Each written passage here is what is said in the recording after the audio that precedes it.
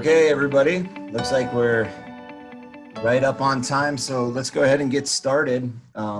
Thanks again for everybody that's chiming in. We're excited to have what will be mostly the Utah real estate community chiming in today, as well as others, I think, with interest in what we're talking about today, which for the record is Little Cottonwood Canyon, and particularly how traffic has been increasingly becoming a challenge during ski season, making it more and more difficult, I think, for all of us to enjoy, but also with a significant impact just on the local communities, on tourism, and everything else that's kind of impacted by that. And so today, to talk to the group, we have with us Josh Van Jura, who is the Environmental Impact Statement Project Manager for UDOT.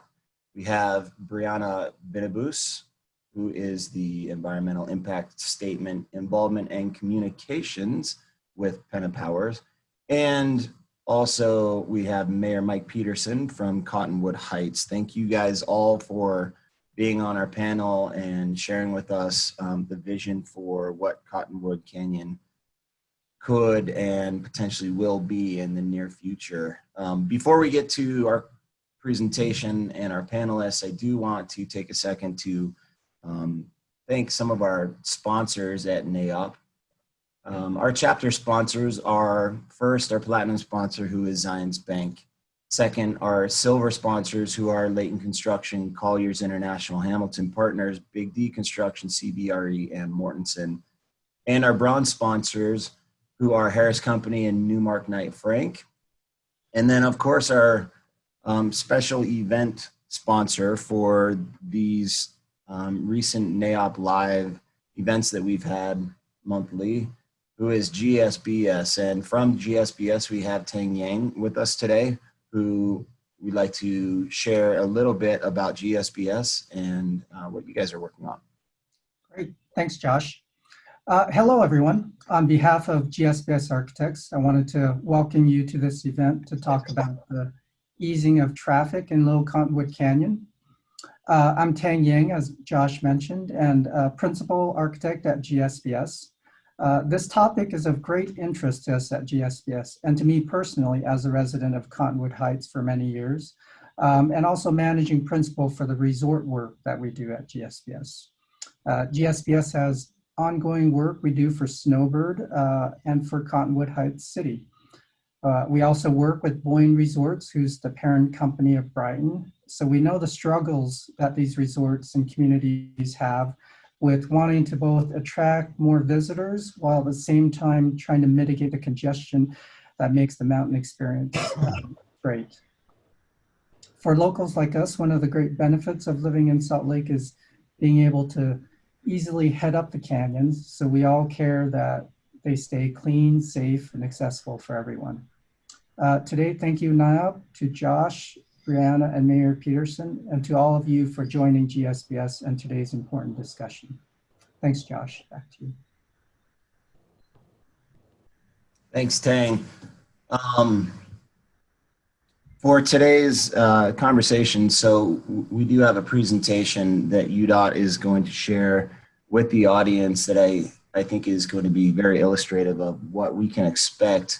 But then also, as we finish the presentation, there will be a Q&A section, and please note as audience members that during both the presentation, where we will have some live polls for you to answer, as well as throughout the presentation, there is an opportunity for you to ask questions. So please feel free, if you have questions for the panelists, to make those in the chat function of your Zoom call, and we will do everything in our power to try to answer as many of those as possible.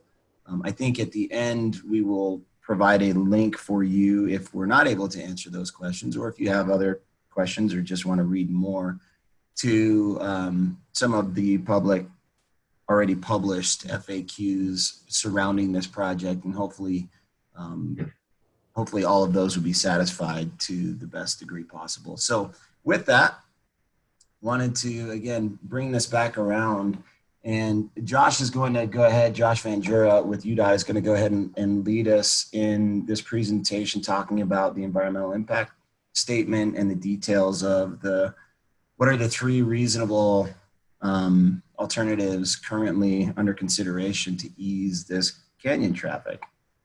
So with that, Josh.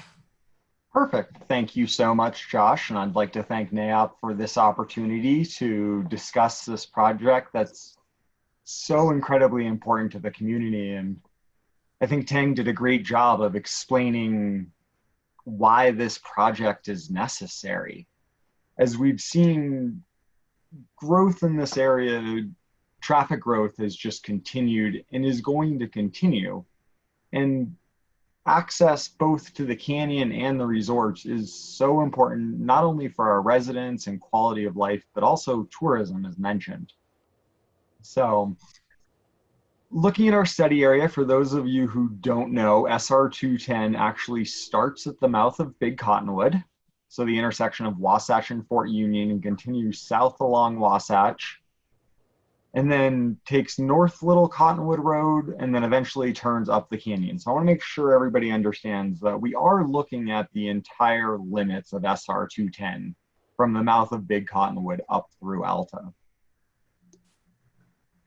So the purpose of the project is to substantially improve the safety, reliability, and mobility in Little Cottonwood Canyon and SR 210 as a whole.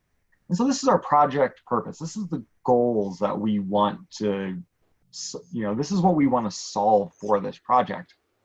And I think it's important just to understand reliability to UDOT refers to the degree of certainty and predictability in travel times. Meaning if it takes you 20 minutes, 30 minutes, 40 minutes to get from your house to Snowbird or Alta, it should consistently take that long. And then of course mobility, and that's the ease of travel along the roadway. And then of course UDOT always has a safety goal with our 0 fatalities. So we are looking at ways to improve safety along the entire corridor also. So again, these are our goals with the project. So we did a public outreach in April of last year and asked the public to describe what problems they felt exist within or on SR 210 and suggest some solutions. And of course, we went back through all the planning studies that had been done for the canyon over the past 30 years and looked at all those recommendations as well. And we started with 105 concepts. And from there, we looked at, did those concepts meet the purpose and need? Did they solve the problems and meet the goals for the project? But also, did it meet those screening criteria? And so with all that engineering, we whittled it down to 3 primary reasonable alternatives. And those 3 alternatives, as many of you are probably aware of, are enhanced bus with widening within the canyon, and a gondola option. So we'll talk about each of these in a little more detail, but it's time for a poll question, and we'll give everybody 30 seconds to respond here. But the question is, which of these 3 alternatives would you pick today?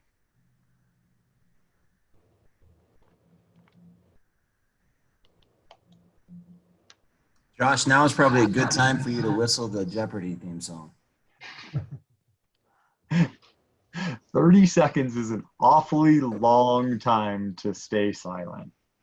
So we got about 10 seconds left. Looks like the last couple of people are getting their votes in. Perfect. So it looks like we had 48% for the gondola, 39% for the enhanced bus with widening, and 13% for the enhanced bus without widening. Perfect, thank you for participating. Let's go and look at each one of these alternatives in detail. So the first one that got 13% vote based on what you know today Again, this enhanced bus service, kind of the primary feature of this is, or differentiating feature, is that there's no widening within the canyon. So under this option, there'd be a mobility hub, both at 94th South and Highland, and then another one at the gravel pit. There would be roadway improvements along Wasatch. But the buses itself, under this scenario, there would be 24 bus departures per hour. And this would be direct service to Snowbird or direct service to Alta. So if you were trying to go to Alta, you wouldn't stop at Snowbird on the way. There would not be any stops along Wasatch. And that's all designed to increase the speed of service for those transit users.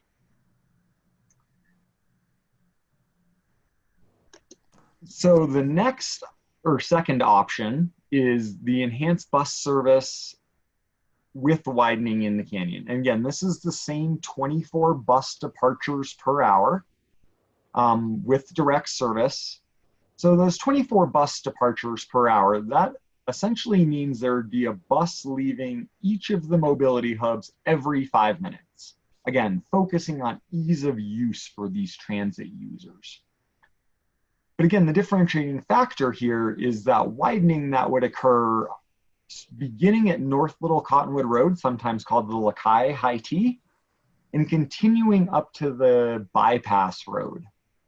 And so this would in fact be an 11-foot shoulder.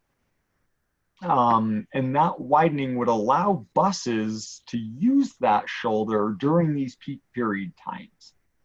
So I don't know if you're familiar with how Park City utilizes shoulder running buses along 224, but it would operate very similar to that. And then the third option, or third reasonable alternative that we're looking at, is the gondola option.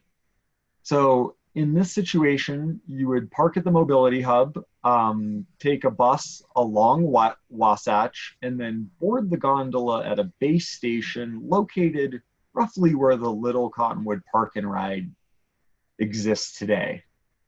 And at that point, you'd travel up the canyon and either unload at Snowbird or continue up the road through Alta. So the three reasonable alternatives, I get a little more detail here. Again, enhanced bus with widening, and then the gondola. I think that second column from the left are important to look at. And this is the proposed transit concept travel time. So this is seat time for a user. And this includes everything from the time they pull into the mobility hub, park their car, walk to the bus stop, to ultimately unload at Alta. So this is the full string. So under the enhanced bus option, the first option, that proposed transit time would be 54 minutes, which includes 12 minutes for users to pull into the mobility hub and ultimately load the bus. Under the enhanced bus with roadway widening option, that proposed transit time is reduced to 36 minutes. And again, this is because of that additional capacity and the bus is utilizing that shoulder lane. Under the gondola option, this would be a proposed transit time of 63 minutes. So this is longer than the other options. And it's important to note that a 3S gondola system, which is larger than many of you are probably familiar with, unless you've had the opportunity to go to Whistler, Blackcomb, or Sochi, or a number of other resorts, but there's not a lot of 3S systems around. Each one of these cabins actually holds 30 people total. So it's much larger than, again, what you're probably used to seeing in a gondola. But these have a top speed of about 18 miles an hour. So that equates to that longer travel time for the gondola users. I think that's important to note. Cost-wise, for the enhanced bus, we have a capital cost of $283 million with an O&M cost of roughly $9 million. For the enhanced bus with widening, we have a capital cost of $470 million with an O&M cost of roughly $6 million. And then the gondola capital costs $393 million, so right there in the middle, but it does have a lower operation and maintenance cost of roughly $4 million.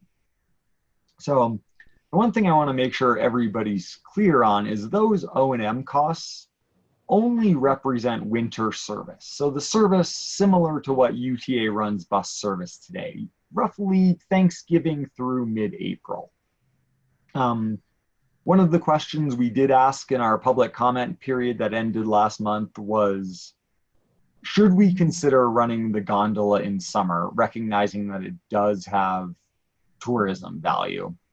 So we got a bunch of comments back on that, and we are looking at whether we should analyze that service as part of the EIS. But again, I want to make sure everybody knows that those operation and maintenance costs listed only represent winter service. So let's quickly talk about some of the components of these 3 reasonable alternatives. So these 5 issues here that you can see on your screen would apply to each of those 3 primary alternatives that we just discussed. So the first one is widening of Wasatch. As you know, Wasatch does get congested occasionally in the PM peak commute, so AKA people traveling southbound in Wasatch at the end of the day.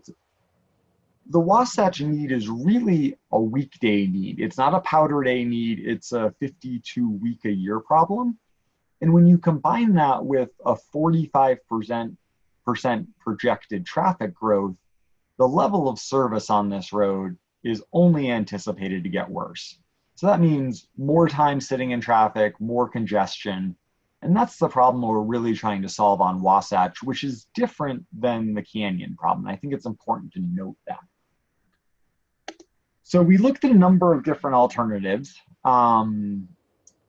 roundabouts, reversible lanes, but the only 2 solutions that really solve the problem that Wasatch is projected to be experiencing is either a 5-lane alternative or an imbalanced alternative. So under the 5-lane alternative, this is similar to what you kind of expect in a standard arterial route where there'd be 2 lanes northbound, 2 lanes southbound with a center turn lane. And then of course we would have a 6-foot bike lane and a 4-foot shoulder. And we also have a 10-foot shared use path in this option. The second option is the imbalance lane, and it's just that. It would in fact be 2 lanes southbound and a single lane northbound.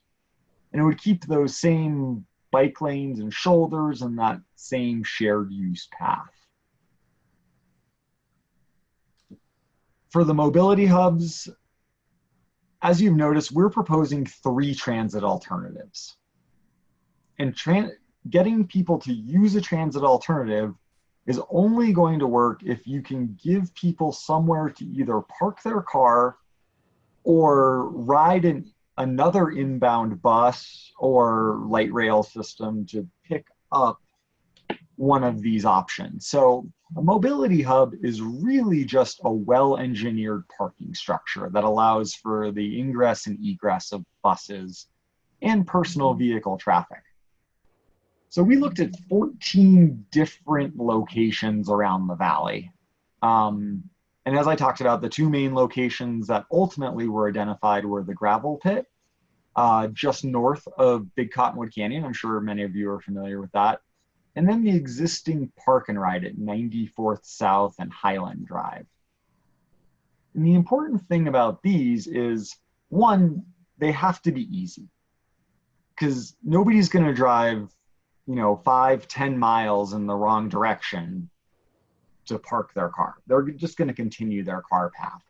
So they have to be conveniently located and they have to be easy to get into and out of.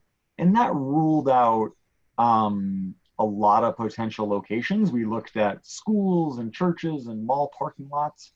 But of course, these have to be available on holidays, holiday periods like Christmas week or the 2 weeks of Christmas, President's Day, of course. So these aren't just single day high demands, but also powder days.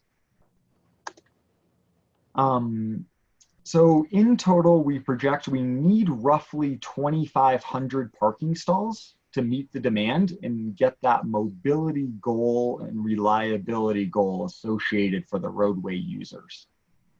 And again, this is projected to be roughly 1,500 stalls at the gravel pit and 1,000 stalls at the UTA Park and Ride. For snow sheds, we're proposing that there be snow sheds at, if you're familiar with the slide path names, this would be White Pine Chutes, White Pine, and Little Pine. These are the most frequent repeaters in the canyon.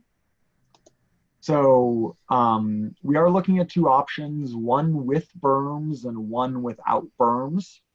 The berms allow us to essentially funnel the snow over the top of the structure, which shortens the total length. And of course, if you shorten the total length, you reduce the overall cost of the snow sheds. And I think it's worth noting that these capital costs for the subcomponents are reflected in those larger numbers we talked about associated with the primary alternative. So this isn't in addition, that's included. Here's a good little schematic of both what the snow shed would look like and what the berm would look like. I think it's good to note that the snow shed is actually open on that downhill side. It kind of functions like a very strong carport, if you will, allowing snow to actually go over the road, but provides that window on the downhill side. The benefits snow sheds bring, it really helps with that reliability goal. We anticipate that total hours of closure associated with avalanche control work will be reduced by 80% with the inclusion of snow sheds. And also the avalanche hazard index will be reduced by about 1/3 with the installation of the snow shed. So again, this really speaks to our reliability and mobility goals as part of that purpose and need. Trailhead parking, we are looking at improving trailhead parking at 4 different locations in the canyon. I won't get into this in too much detail because it's kind of complex. The short answer is roadside parking in the canyon becomes a safety issue. I don't know how many of you have gone up the canyon recently on a weekend, but we've seen record or huge numbers of canyon users this summer, and we see roadside parking. People are parking large distances away from these existing areas, and they're essentially becoming pedestrians walking in the roadway. And that's a significant safety and operational concern for the department. So we are looking at improving these 4 trailheads under the alternatives. I think it's important to note that all of them would include water quality buffers and restrooms. So here's the other 2 with Lisa Falls and Tanners. So poll question. And Lynn, I can't actually see the question, but I think the gist of it is, do you avoid the canyon because of traffic congestion? So again, we'll give it 30 seconds to vote. We'll do 20 seconds of awkward silence. And unless Josh wants to sing the Jeopardy theme song, and I'll give you a 10-second reminder. I think that would be more awkward for everybody if I did, Josh, but you're doing great. Keep it up. Well, 10 more seconds. And it looks like an overwhelming majority of people are saying that 79% of the people who responded have avoided Little Cottonwood Canyon and surrounding areas because of traffic congestion. And that is not surprising to me. We've heard that through the comments. I've heard that through my peers. And honestly, I personally have changed behavior on what I expect to be high travel days, whether that be associated with control work or just even a sunny President's Day weekend. If I can't get through the gate early, I think about it. And I think many of you do exactly that same thing. The one last thing, so when I talked about the trailhead parking, we were really talking lower canyon.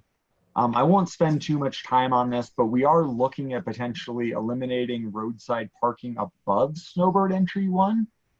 And so I'm not talking about those striped spaces next to Lady of the Snows Church or over by Shallow Shaft. What we're really talking about is eliminating roughly 220 spots where people park parallel to the white line.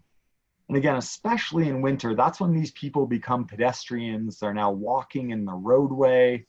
And it also makes it operationally really hard to plow the snow, and it's a safety hazard. But again, we think this more than makes up the loss of these 220 stalls by implementing one of these three alternatives and providing 2,500 additional parking stalls in the valley. So travel demand management. One of the things, as many of you know, the UTA bus system is currently subsidized to keep the price low. And that's something that would continue with either of these primary alternatives. We'd have to reduce the cost to make this more attractive to potential transit users. The other side of that is there needs to be some disadvantage to still driving your car. And two strategies that we're currently looking at, and I can't emphasize this enough, this hasn't been decided on which strategy or what the appropriate toll is, but we are looking at either tolling or vehicle occupancy restrictions in the canyon. And so some of the things we're considering associated with this is because both the gondola and these two bus alternatives would provide subsidized transit to the resorts, that maybe we actually only toll the upper canyon. So if you're going above entry 1, maybe that's the only time a toll would apply. Or potentially, you know, it would only be those busy Saturday or Sunday mornings that we actually would put vehicle occupancy restrictions in place. So again, these are things we're looking at. Of course, there could be a congestion pricing model that's kind of a variable dial to get people onto that transit solution. So those are some of the transit demand strategies we're looking at. Schedule-wise, overall schedule, we are right there in that blue square, or sorry, blue arrow in the middle. We got a bunch of comments, which has been fantastic. Oh, sorry, too fast. Moving forward, we hope to have a draft EIS released in the spring of 2021. There'll be another 45-day public comment period associated with that. And then we hope to have a final EIS and a record of decision published at the end of 2021. So another poll, last poll. After hearing the presentation, now which one of these three alternatives would you pick? And again, we'll hold this open for about 30 seconds.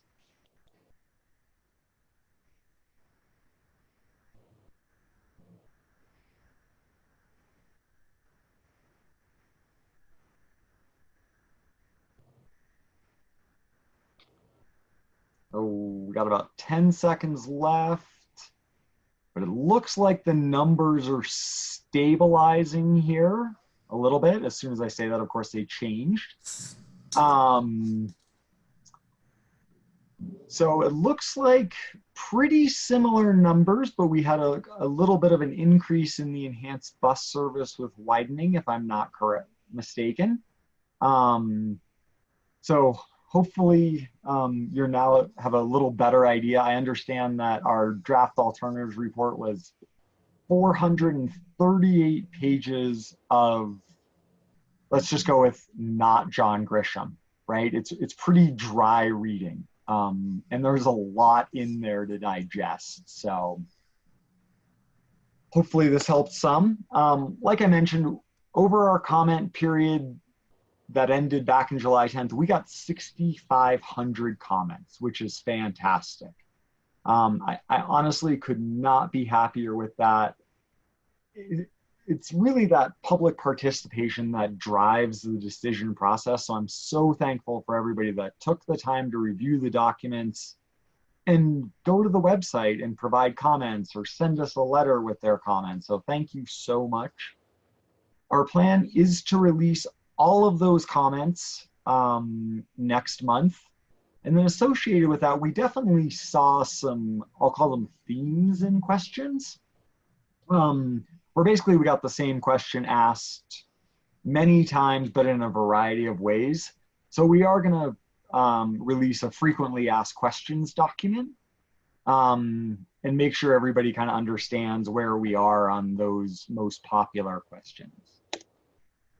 So that concludes my presentation. So I'm going to go ahead and hit stop sharing. And I will turn the time back to Josh. Excellent.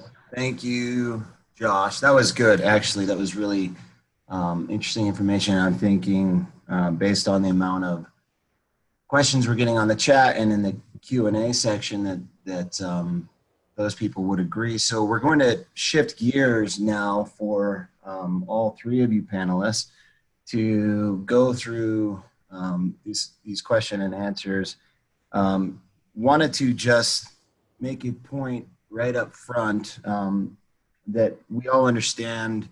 Obviously, this is really early on, and so the whole point of this study is to figure out what factors need to be most considered in order to define what the ultimate project is going to look like. And so with that in mind, there are going to be some questions that ultimately are going to be dependent upon what option is chosen. So hopefully everybody understands that. And as we go through these, Josh, Brianna, and Mayor Mike, please feel free to answer you know, as best you can under the auspice of these are, you know, totally dependent upon which option we ultimately end up going with. And just as a further point of clarification, so you guys know too, the interest from this audience is most specifically going to be coming from, you know, a representative section of what is the Utah real estate community. And so you're going to have a lot of developers, architects, builders, brokers, bankers, those of us who touch on a daily basis the real estate community in Utah, and as well as others, but that's, I think, going to make up the larger cross-section of this audience. So just kind of with that in mind, understand where these questions are coming from. And then feel free, any one of the three of you who wants to answer, go ahead and jump in. There's no rhyme or rule or reason as far as who has to answer what. Just want to start kind of peppering you guys with questions, see if we can get a couple of curveballs thrown in there and see how light you guys are on your feet. So you already answered a couple of them, and you talked a little bit about the timeline for this early due diligence in the study. Any ideas, obviously, again, dependent on the option, what we should be anticipating for a timeline on just project completion in totality? Right, and I think that's what everybody really wants to know, right? Is not when the EIS is going to be done, but when are we going to actually do something to improve the congestion we're seeing in the canyon today? That was certainly a resounding theme in all the comments we got. And I wish I had a better answer. The short answer is we actually can't start design or construction, obviously, until we have a final EIS and a record of decision, which we're hoping for next year.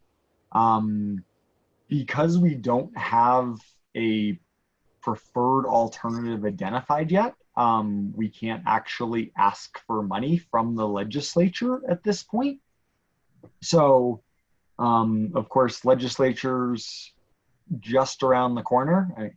It's Labor Day coming up really quick, and that means we're in fall, and that means session will be starting not too long after. So hopefully we'll have a better idea then, but realistically, we're probably going to get funding more in the 2022 session, at which point we can start design and then proceed with construction.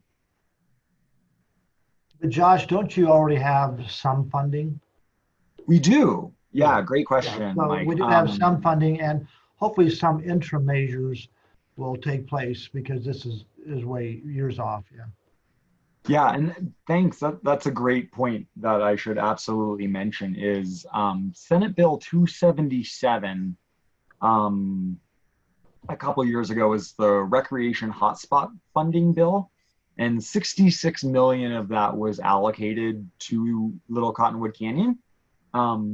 Obviously, those numbers that we talked about are much higher than 66 million. But we do have some funding to implement a portion of that plan and hopefully make improvements sooner rather than later and not have to wait for all of the money to come in to start helping with the congestion problems that SR 210 is facing.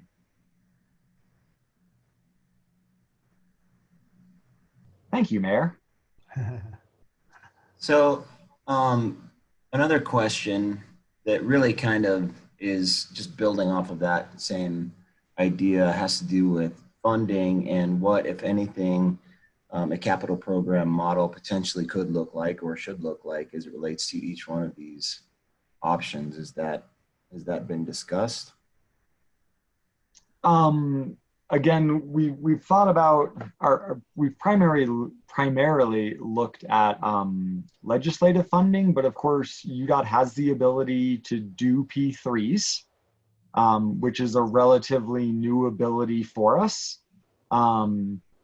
We're open to that idea, but again, until we know what the preferred alternative is, we don't necessarily know what the price tag associated with what it is or what the requirements would be. So I think we're just a little early in the process to be going down that path, if that makes sense. Did that answer your question, Josh? It does. What it does is it's kind of leading, I think, and I apologize for that. I'm not trying to lead the witness, but there are a number of interests, I think, from the private sector that are just interested in knowing what efforts to pursue mutually beneficial, public-private partnerships for these parking and mobility hubs, what that looks like, if any pursuits have already been made. Just kind of adds a little bit of color to that conversation as we're talking about, potential partnerships and creative funding sources and ultimately that whole mechanism. Well, Josh, just from a city perspective, of course, our concern is centered around Wasatch Boulevard. But when you look at the mobility hubs, either at the mouth of Little Cottonwood Canyon or specifically the gravel pit at the mouth of Big Cottonwood Canyon, the mouth of Big Cottonwood Canyon, the gravel pit has what 100 to 200 acres of potentially mixed-use development opportunity. And as a city, our goal is to work towards creating a community reinvestment area so that we can collaborate and work with developers in seeing that mixed use desire is met. If it's restaurants, if it's hotels, if it's residential, but there's gonna be a lot of opportunities there. And then two, if you look at 94 South, there's interest of even of moving, if the Gondola is an opportunity, to moving it more into the Lakai area and something developed there. So I think there's a lot of opportunities. And I think when we look at the responses that Josh will be presenting later on, we'll see a lot of those raised in questions. And I think it's not just the challenge we have, but there's great opportunities to collaborate and work together on this whole corridor. Thank you, Mayor. I mean, so obviously there's a lot to be anticipated.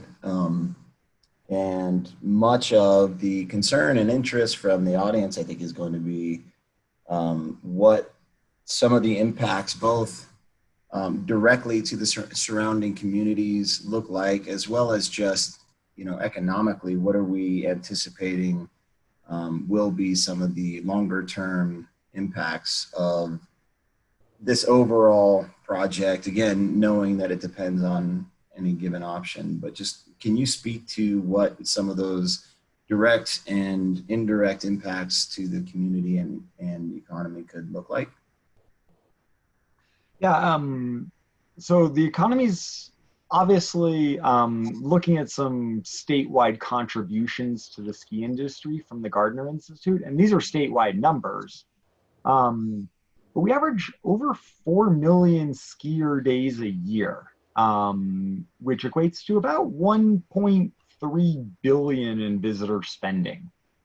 And they support 18,000 direct jobs or so. So obviously the ski industry brings a lot of money to Utah, but also it's great for our economy, right? So these are people that, again, live in our communities that we're providing 18,000 jobs for, which is fantastic. But that being said, I believe the number was 79% of the poll recipients said they've changed their behavior based on congestion in Little Cottonwood traffic. And what we want to make sure is that we can alleviate that congestion in the canyon and on Wasatch and North Little Cottonwood Road, so that people do continue to visit and it doesn't become so burdensome that they either move or take their vacation somewhere else. So that's a very important thing. The other part I want to talk to you about this is, as Mayor Peterson's very well aware, and I'm sure many of you are too, we've all seen the backing that occurs on those neighborhood streets on big powder days or days where the canyon is closed.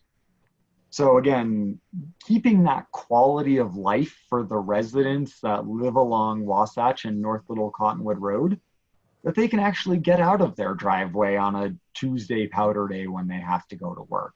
And that's a big factor, right? You might love living next to the canyon, but like many of us, we still have to go to work today because I'm not quite retirement age yet. So yeah, I mean, it's a quality of life thing for the residents, but economically, there's no doubt that the ski industry provides huge benefits to the state. Josh, if you allow me, I need to really add to that. From a city perspective, we're the city between the canyons. And Wasatch Boulevard, when I ran for mayor a year ago, was one of the highest mentioned topics of concern for our residents because of what Josh was just referring to, is that if you're getting your children to school or you want to go to the grocery store and it's a Saturday morning, you're not going to be able to go from above Wasatch to below. And also to the point now we have skiers who are cutting through neighborhoods to try and bypass the mouth of the Big Cottonwood Canyon. And what's also interesting is that in the city of Cottonwood Heights, Wasatch Boulevard, a lot of people think it is a city road. It's actually owned by UDOT. It's a state road. It's the only road we have in our city that is a state road, but yet residents don't ever necessarily understand that and often feel we as a city have direct control. So what's really been an opportunity and real positive is that working relationship that I think has been created between the city of Cottonwood Heights and UDOT, so that Wasatch Boulevard is going to be developed, I believe, not so much as a highway for a layman's term, but more of a boulevard with enhancements, as Josh showed in one of his slides. It'll have active transportation lanes, it'll have walking path, it'll have ability for pedestrians to get across. So I think it's going to be really a win-win situation, both for the resorts, for the residents, and for the valley as a whole, because of the opportunity we have to take advantage of these canyons. So it's a high priority for us, and that opportunity to work with UDOT has been very positive. We're going to hopefully continue to have that communication. Absolutely. Awesome. So another question, and I think everything that you're speaking to, and Mayor, you actually kind of touched on this a couple of times. But in the broader sense, there are a number of projects already under construction or somewhere in the entitlement process along Wasatch Boulevard, around the Little Cottonwood corridor. And particularly, I think one of these options, the gondola option, and what you mentioned, Mayor, about the private development at Lakai really seemed like they maybe tie together some. Is there, how does that, if at all, that proposed private development at Lakai work into the gondola scenario? And is that a potential public-private partnership option? It is. So that was a comment that was made and basically essentially proposed that we take a look at that. We're currently doing detailed engineering to see, again, obviously the other gondola option that leads from the base met the purpose and need. But we need to do that same due diligence with this alternative and the other alternatives that were brought forth in the comment period, and really do that refined engineering and ensure that it meets both the purpose and need of the project and the screening criteria. And that's what we're doing right now. And we're going to release that addendum hopefully in November is our current goal.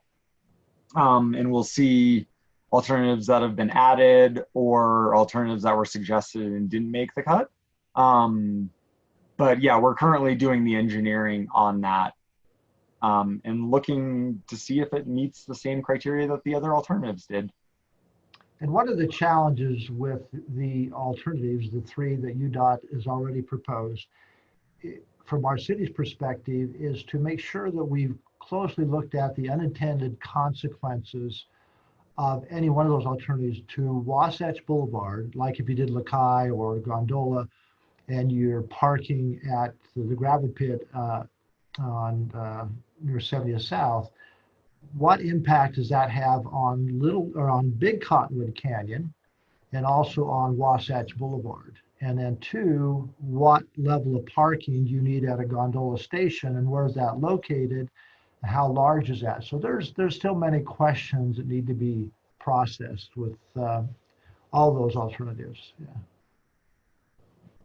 So another question, and I'm seeing this in a couple of comments here on our function, on this chat function here, has to do with noise and noise pollution and the worry of increasing, buses and gondola. What does that noise look like? Obviously, the overall, objective is to try to lessen the impact of traffic, including pollution and including noise pollution. But has there been any conversation about even potentially electrifying a dedicated fleet if this was one of the enhanced bus options, or what that could look like in terms of the gondola? Just can you speak, any of you speak to essentially the overall noise component to this, any of these solutions? Mayor Peterson, if you'll let me take just a first crack at this one. You're the expert. Yeah, I'd line the boulevard with trees to do it personally. So this next phase between now and when we release the draft EIS in spring of 2021, we're going to look at all of the environmental impacts, not just noise, but air quality, water quality, wildlife, wetlands, the cumulative impacts, property impacts, but also minority and low income population impacts of all of these. So yeah, noise is absolutely something we're going to look at, both from the buses and or the gondola, but also, again, proximity of travel lanes to houses, if that were to change. These are all the things that we're absolutely just starting on.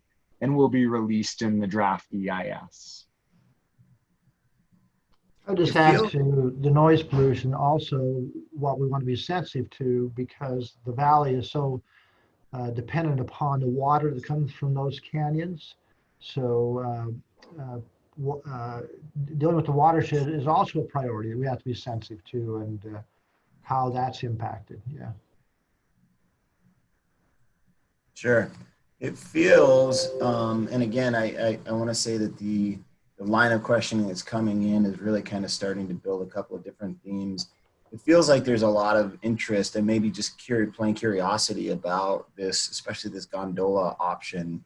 I don't know if that means we have a better idea of what to expect with an enhanced bus service, or if it's just the notion of this gondola potentially just being a really forward-thinking kind of idea. But ultimately, they also all seem to have some sort of an environmental impact. And, you know, the questions really are kind of surrounding what does that potential environmental impact look like from each one of those options? Can the gondola be used off-season as a tourism revenue catalyst? And again, back to the noise, is that the most, and I'm just kind of paraphrasing about a half a dozen different comments, but do we, and also, sorry, panelists, I don't mean to suggest that you guys have, you know, a horse or a pony in the race here. So certainly aren't asking you to tell us which one you think is the best option, but can you talk through what overall environmental impact from an air quality standpoint, from a noise quality, what the impact looks like, you know, to any one of those environmental impacts as we're studying through these options? So again, that's the data that we're currently collecting. So at this point, we just don't know. We're still in the throes of all of those assessments. So at this point, honestly, all three of the alternatives have been determined to meet the purpose and need and made it through the screening criteria. So they're all on even ground at this point. Obviously, as we do these environmental impacts, things are going to pull ahead, right? Either because they have lesser impacts in one area, and that's what we have to balance. And I think it's important to note that those impacts are really the driving thing in what we need to look at, right? If the most popular option has the highest impacts, it's still not going to get selected, right? The impacts are what drive the preferred alternative selection. So I think that's an important thing. And I recognize I'm not answering your question, and that's mostly because we just don't have the data currently to say what the actual impacts are. No problem. And that does seem to be a high interest in this audience anyway. Let me throw another one at you. So from Scott Henriksen, in addition to accommodating greater traffic flow, will additional trailhead parking be considered to ease safety issues on busy canyon days? So we are looking at additional trailhead parking. There's a number of options. Of course, he asked the question when I don't have the slide up, but I believe it's Lisa Falls, White Pine, the Gate Buttress, and the Bridge trailheads that we're looking at adding stalls to. And there's 3 different alternatives that the most even of which basically keeps the total number of stalls in the canyon the same, but moves many of them off into a paved parking lot to, again, increase safety.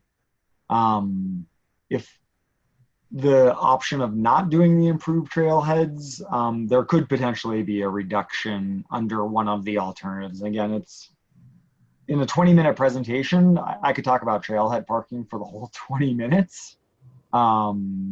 and there's a great write-up on it, but yeah, trailhead parking is important, right? And there's just so many people out there using the canyon every single day of the week right now. Absolutely. We are getting dangerously close to time here, and I know we've got a lot more questions. We're certainly not going to be able to get through all of them. So let me just ask a couple more, and then when we finish, Josh or Brianna or whomever, if you wouldn't mind, please make sure to leave this audience with either a link or just where they can find more information to potentially answer some of these questions afterwards. But one of the last couple of questions I have that came through has to do with COVID and whether or not this new environment from a healthcare standpoint has, or do you anticipate will impact the study moving further, particularly as it relates, I think, to the density increase or decrease of some of these options, like packing people into buses versus packing them into 30 passenger gondola rides, and basically what that looks like. And I think I would call it a developing situation, right? We've certainly seen case counts go down in Utah. We met the governor's goal, but it's still a very serious concern, right? I know myself and my family are extremely worried about it, and I'm sure many of you are too. So it does need to be considered. But we also need more information moving forward. Again, obviously, this kind of all started about March 15th, right? So we're 5 months into it. But it'll be interesting to see skier counts this year. You know, are we going to have actually less tourists because people don't want to fly? Or are we going to have significantly more locals in the canyon because they don't want to fly either, and so they're recreating locally? So it'll be interesting to see how that all pans out. Absolutely. And I think, you know, all of us are in a position right now where it's still early on. We're all still trying to figure out what this is going to look like, how this is going to impact our industry in particular, with a lot of speculation. And I don't expect you guys to have any answers anyway either, but it is, you know, just, I think, curious to know whether or not it's become a consideration for the development of the study, or if it hasn't quite yet made it onto your agenda, and just kind of what, you know, early on that's starting to look like. Well, we do have anecdotal evidence clearly that this spring and through the summer, participation use of what I call the secondary canyons and the trailheads, even within our city, that participation has grown dramatically. And I think we believe clearly it's because people have limited opportunities to gather and do things. And so they've been moving to the canyons. So that may be the new normal, and we need to be serious about considering that.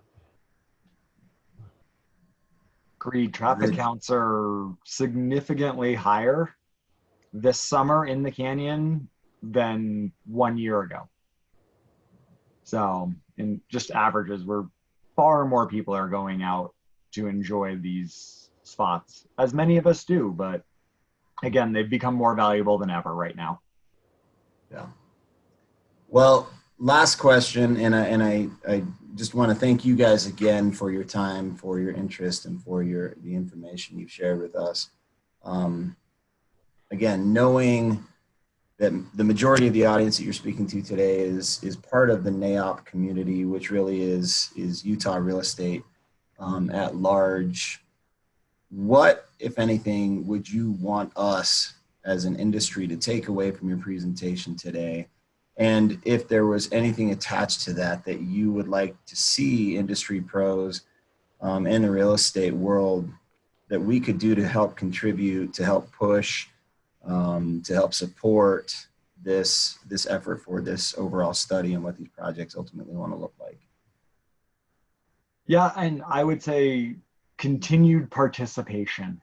We want to know everybody's opinion. We want to understand different points of view, what everybody feels like we did right, what things need refinement, what we might have missed. So I would encourage everybody to sign up for the project emails.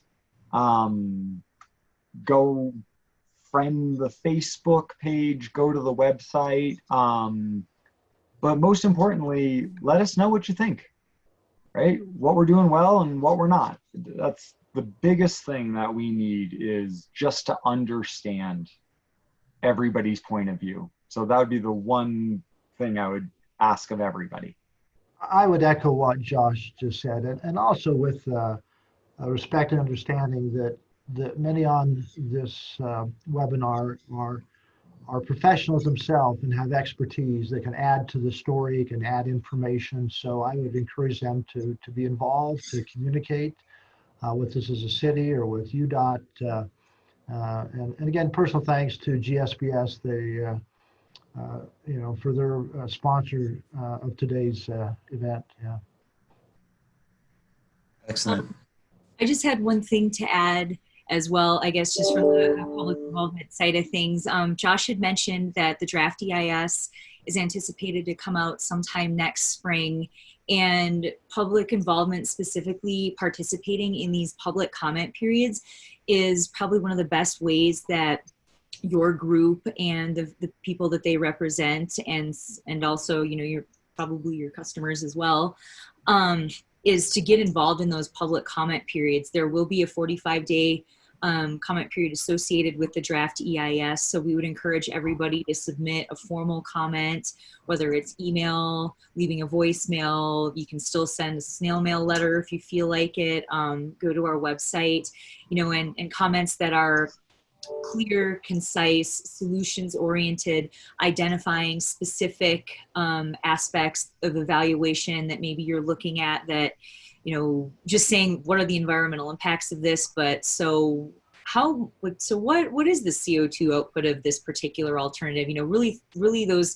types of things, when we get into this phase, are really valuable to the project team, and give Josh and all of the subject matter experts specific issues to focus on that really help develop these better solutions. So, this environmental process that Josh has described follows the National Environmental Policy Act. So it's not a popularity contest. It really is solutions, data, goal oriented. So that's kind of my request of all of you, is just to keep that in mind and encourage folks to participate in that comment period.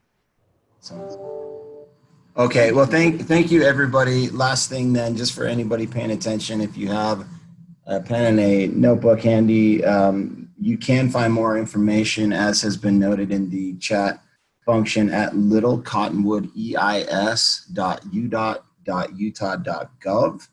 Again, that's littlecottonwoodeis.udot.utah.gov. Well, thanks again, panelists. Very good information, and certainly brought us, I think, up to speed with everything that's happening down in the Cottonwood areas. Really interesting and curious to see how this moves forward, and I'm sure a lot of us love to help, inform this process as it goes. So thanks again. We appreciate your time, and thanks everybody for tuning in today. And I hope you all have a wonderful rest of the day.